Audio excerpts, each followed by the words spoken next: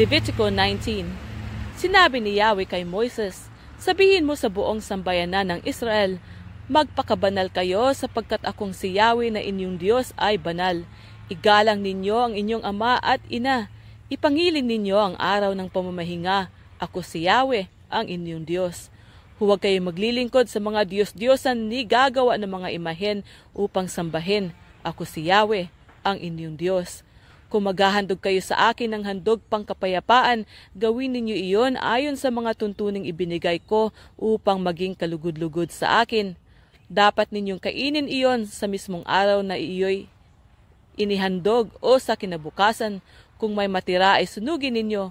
Kung iyon ay kakainin sa ikatlong araw, hindi magiging karapat-dapat ang inyong handog.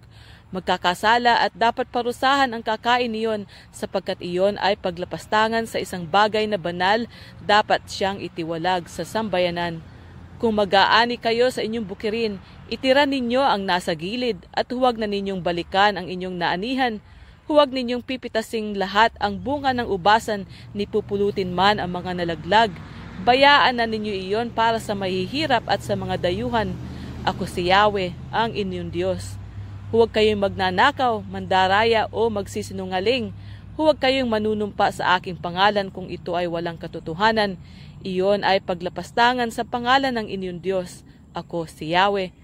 Huwag ninyong dadayain o pagnanakawan ang inyong kapwa.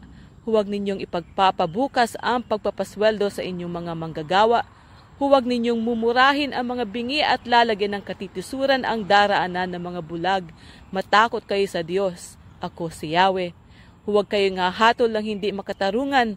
Huwag ninyong kikilangan ang mahihirap o kaya katatakutan ang mayayaman. Humatol kayo batay sa katwiran. Huwag kayong magkakalat ng anumang nakakasira ng puri ng inyong kapwa ni sasaksi laban sa inyong kapwa upang ipahamak lamang siya. Ako si Yahweh. Huwag kayong magtatanim ng galit sa iyong kapwa. Sa halip, makipagkasundo ka sa kanya. Sa gayon, hindi ka magkakasala dahil sa kanya. Huwag kang maghihigante o magtatanim ng galit sa iyong mga kababayan.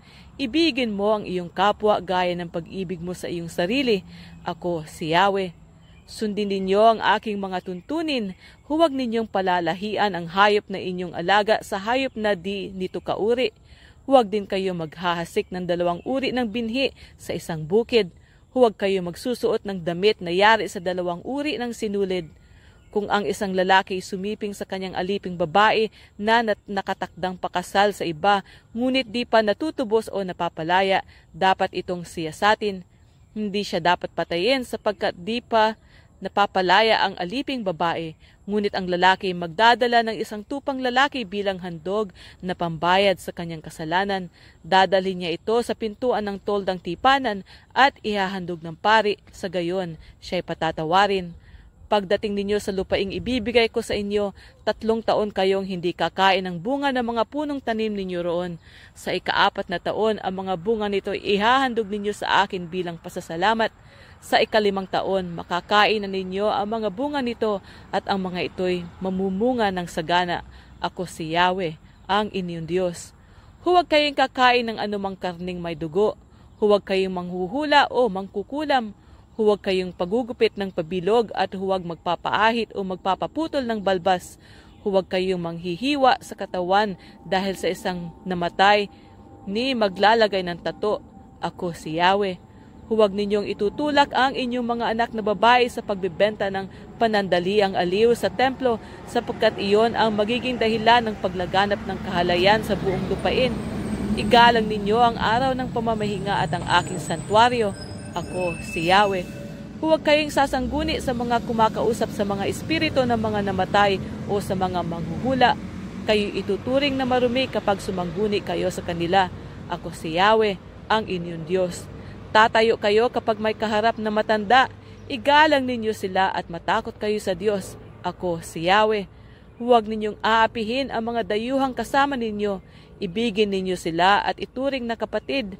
Alalahanin ninyong naging mga dayuhan din kayo sa Ehipto. Ako si Yahweh, ang inyong Diyos. Huwag kayo mandaraya sa pagsukat, pagtitimbang o pagbilang ng anuman.